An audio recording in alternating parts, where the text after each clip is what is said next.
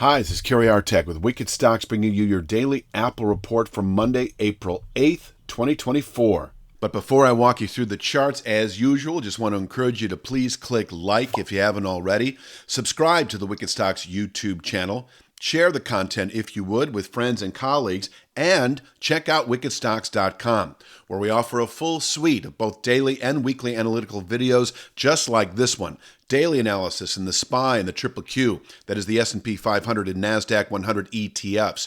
Weekly analysis in the S&P 500 Index, the NASDAQ 100 Index, the Long Bond ETF, the TLT, as well as 2 individual stock picks a week that you never see on YouTube. That is 8 a month that cater to the 3 to 5 week swing trader out to the 3 to 5 month near-term investor. We're always looking for at least 20% moves on those stock picks, and you can check out all of this for no cost for 5 days.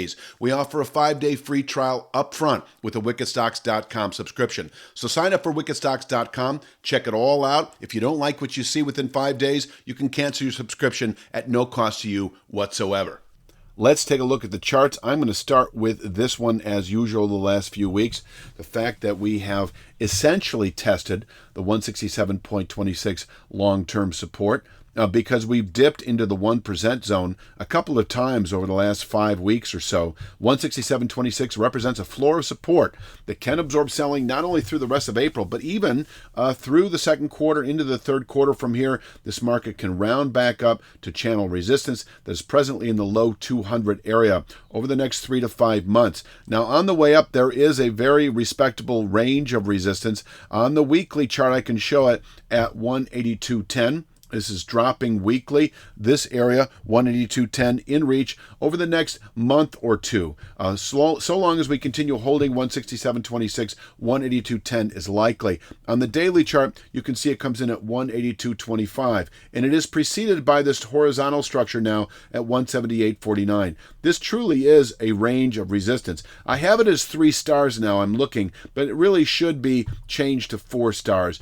In that, it could contain buying if we test this over the next 2 to 3 weeks and we're in later April through May activity. We can fall away from here again back to 167.26. In other words, on the weekly chart, we could continue to fill this wedge out for the next couple of months before the market presumably tips its hand in one direction or another. The likely outcome is it tips to the upside, closing above 182.10, because 167.26 is by far a more significant, longer-term support level. Let's take a look at the day itself. 171.89, we still have this near-term channel top that is about 2 weeks now in the making, can contain session strength. Under other circumstances, I might call this a 3-star resistance, but given the fact that we just came off of long-term support again, dropping to within 1% of it, we do need to keep it light to the upside because the market inclined, I think, to recover. And if we close today above 171.89, I see no good reason to be short Apple if your time horizon is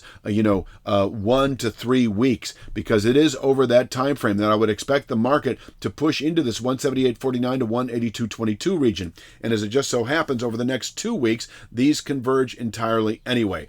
So 178.49 to 182.25, 182.10 on the weekly chart, able to contain buying through May trade, and we can fall away again from here. This area remains a 1 to 2 month target, as I mentioned a moment ago, holding above the 167.26 formation. And let's just make that within 1 to 3 weeks if we close today above 171.89. Within a week, it's possible. If we close today above 171.89, we could perhaps, with a high volatility move, reach 178.49 inside of 5 trading days. But the likelier outcome with present volatility is we close above 171.89, 178.49 becomes a 1 to 2 week objective.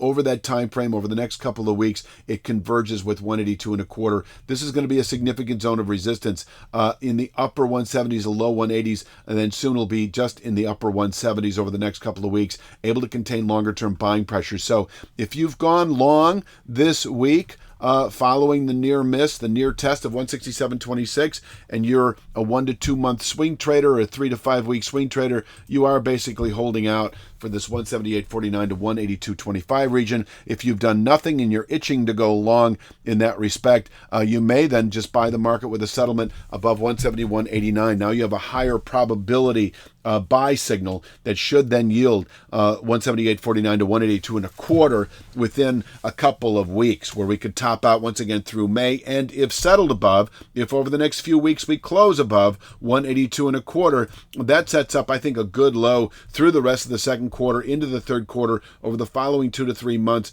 we should push into the lower 200 area. Let's take a look at the downside. There is the possibility, of course, that we can retest 167.26, 167.15 actually on the daily chart. The 1% threshold below that 167.26 channel bottom on the weekly chart is 165.58. So, you're bottom picking the 167 handle and stopping out with even a daily settlement at or below 165.58 is your signal to not be long for the rest of the week. Going short at the same time is certainly your prerogative, and I think you could scale into a short position. You just want to make sure that we settle Friday 165.58 or lower. And if we do, we have a 3 to 5 month sell signal down to 136.78. So closing the week at or below 165.58. No good reason to be long Apple. If your time horizon takes you out to 3 to 5 months, you actually want to be short. That might mean reaching for 138, 140 strike out of the money puts that don't expire. I would go a year out on that expiration. That's a 3 to 5 month play. So you don't want to go 6 months out just to see your premium decay to near nothing as you approach your objective. On an intra-week basis, I do need to mention that if we do close at or below 165.58, let's say we do that on Tuesday, by Friday's close, we could test this 161.71 to 163.12 region. Still respectable chart support, but I would go with that long-term sell signal below 167.26. I think that is a pretty reliable setup as far as reliability goes in the markets. There's a couple of ways to play that. Closing below 167.26, yes, the low 160s expected. And we could then trade inside of this widening zone for 1 to 3 weeks before the market then would presumably continue south and close below this area. I will hold to a long-term sell signal with a settlement Friday, 165.58 or lower.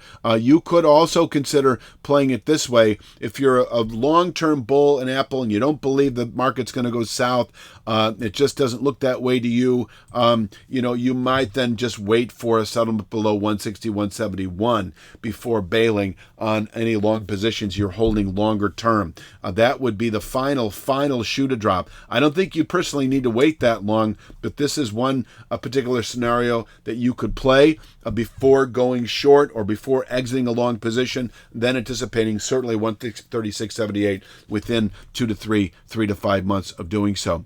I think that pretty much rounds it out. I'm going to leave you with this chart for the day. 171.81, an important pivot point through the rest of the week, below which we continue testing 167 handle long-term support. If we can close above 171.89, I don't see the 167 handle anytime soon. It'll be the 178 handle that we should see within a week or two. That's all I've got. Please click like, share, subscribe. Check out wickedstocks.com. We've got daily SPY and triple Q analysis, 2 individual stock picks a week, every week. So check us out at wickedstocks.com.